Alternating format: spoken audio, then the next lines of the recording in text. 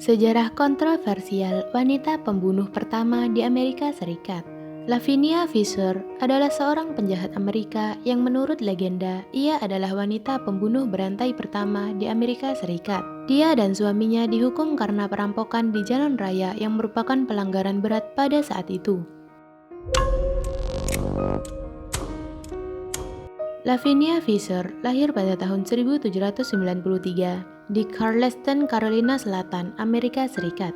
Lavinia Fisher yang tumbuh sebagai penjahat Amerika menikah dengan pria yang bernama John Fisher. Lavinia dan suaminya tinggal di Charleston, Carolina Selatan. Hampir sepanjang hidup mereka bersama-sama. Mereka memiliki sebuah penginapan yang bernama Six Mile Wayfarer House yang mereka kelola pada abad ke-19. Hotel ini terletak 6 mil di utara Charleston. Selama pasangan itu berada di sana, laporan dibuat ke sheriff setempat tentang hilangnya tamu. Karena kurangnya bukti tentang pasangan tersebut di mata penduduk setempat, keluhan ini tidak ada gunanya.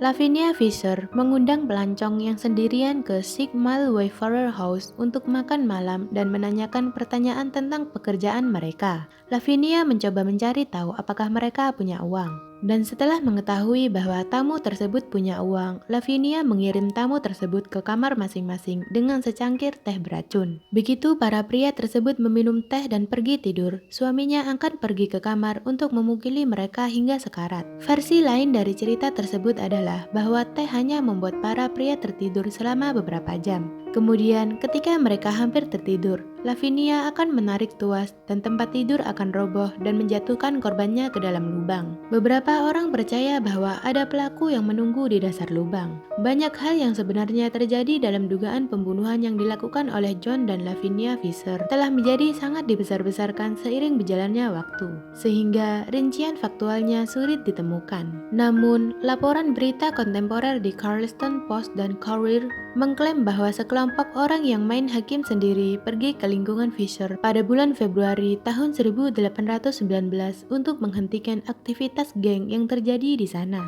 Merasa puas bahwa mereka telah menyelesaikan tugas mereka, kelompok itu kembali ke Charleston tetapi meninggalkan seorang pemuda bersama David Ross untuk berjaga di daerah tersebut. Keesokan harinya, David diserang oleh dua pria dan diseret ke hadapan geng yang meneror wilayah tersebut. Di antara mereka adalah Lavinia Fisher. Lavinia kemudian berteriak dan meminta bantuan. Namun, alih-alih membantunya, David malah mencekiknya dan kemudian membenturkan kepalanya ke jendela. David berhasil melarikan diri dan segera memberitahu pihak berwenang. Segera setelah kejadian ini, pelancong yang bernama John Peoples bertanya apakah ada kamar yang kosong dan Lavinia menjawab bahwa sayangnya tidak ada kamar yang kosong. Tetapi, pelancong tersebut dipersilahkan masuk ke dalam dan beristirahat serta minum teh. Namun, John kebetulan membenci teh. Karena tidak ingin terlihat kasar, dia membuangnya saat Lavinia tidak melihat. Kemudian, Lavinia menginterogasi John selama berjam-jam dan akhirnya mengatakan bahwa dia sudah menemukan kamar yang masih kosong. Dan John pun kemudian pergi tidur. John merasa curiga dengan interogasi tersebut dan khawatir akan dirampok. Jadi, dia memutuskan untuk tidur di kursi kayu dekat pintu. Di tengah malam, ia terbangun karena suara keras tempat tidur yang runtuh dan mengetahui rencana keluarga Fisher. John kemudian melompat keluar jendela dan pergi ke Charleston untuk memberitahu pihak berwenang. Berdasarkan dua laporan ini, para penyerang akhirnya dapat diidentifikasi namanya yang sebelumnya tidak dimiliki oleh penegak hukum. Polisi segera berangkat ke lokasi dan selama penyelidikan selanjutnya, Lavinia dan John ditemukan bersama dua anggota geng lainnya. John Fisher menyerahkan sekelompok tersebut dalam upaya melindungi istrinya dan melindunginya dari kemungkinan tembakan. Kemudian, selama interogasi, dia kembali berusaha melindungi Lavinia dengan memberikan identitas semua yang terlibat dalam geng tersebut.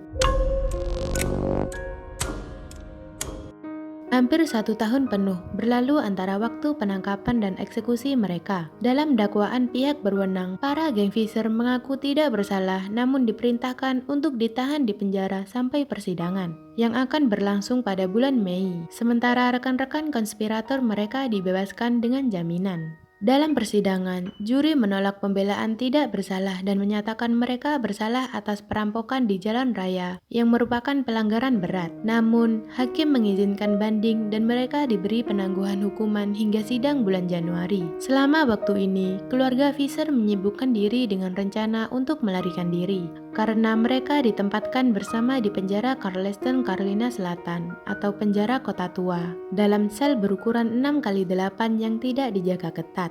Pada tanggal 13 September, mereka melaksanakan rencana mereka dan mulai melarikan diri. Segalanya tidak berjalan sesuai rencana karena tali yang mereka buat dari linen penjara putus, yang membuat Lavinia terjebak di dalam sel dan John dibebaskan. Dia tidak melanjutkan rencana pelariannya dan ditangkap kembali. Keduanya kemudian diamankan dengan pengamanan yang lebih ketat. Mahkamah Konstitusi menolak permohonan banding mereka pada tanggal 4 Februari 1820. Dan akhirnya, John Fisher dan Lavinia dijatuhi hukuman gantung. Sambil menunggu eksekusi, John Fisher menerima nasihat dari pendeta Richard Foreman, seorang pendeta setempat, namun Lavinia menjadi semakin pedas. Di tiang gantungan di depan penjara kota tua, sebelum eksekusi John Fisher, pendeta Foreman membacakan surat yang ditulis oleh John Fisher, yang menyatakan bahwa karena dia telah menjadi seorang Kristen, dan dia tidak dapat dieksekusi dengan tuduhan kebohongan. Karena itu, dia menegaskan dirinya tidak bersalah dan meminta ampun kepada pihak-pihak yang berbuat salah padanya dalam proses peradilan. Setelah menteri membaca surat tersebut, Fisher kemudian mulai menyampaikan kasusnya di hadapan sekitar 2.000 orang yang berkumpul. Dia tampaknya menentang dirinya sendiri dengan meminta pengampunan mereka. Dan akhirnya, Lavinia dan Fisher dieksekusi pada tanggal 18 Februari 1820. Lavinia dimakamkan di ladang pembuat tembikar dekat penjara kota tua. Sejarawan telah mulai mempertanyakan kebenaran legenda tradisional dan beberapa menyatakan bahwa Lavinia Fisher tidak pernah membunuh siapapun. Namun, dia adalah anggota aktif dari sekelompok besar perampok yang beroperasi di dua rumah di pedalaman dekat Charleston, 5 Mile House dan 6 Mile House. Tidak jelas apakah 6 Mile House adalah sebuah hotel, tetapi tempat ini berfungsi sebagai tempat persembunyian sejumlah penjahat. Ada beberapa rumor mengerikan tentang hantu Lavinia. Lavinia dikatakan masih berkeliaran di Charleston setelah kematiannya. Penduduk setempat mulai melaporkan bahwa mereka melihat wajahnya mengambang di balik jeruji jendela tempat ia ditahan. Dan setelah gempa besar pada tahun 1886, orang-orang mulai melaporkan Lavinia berkeliaran di bagian lain di lingkungan penjara tersebut, serta di pemakaman Unitarian yang hanya beberapa blok jauhnya. Pakar paranormal mengatakan bahwa karena Lavinia dipenuhi dengan begitu banyak kemarahan dan penolakan ketika dia dieksekusi, maka rohnya tidak akan pernah menemukan kedamaian. Hal inilah yang menyebabkan Lavinia berkeliaran dan menghantui area terakhir di mana dia merasa paling gelisah dalam hidupnya.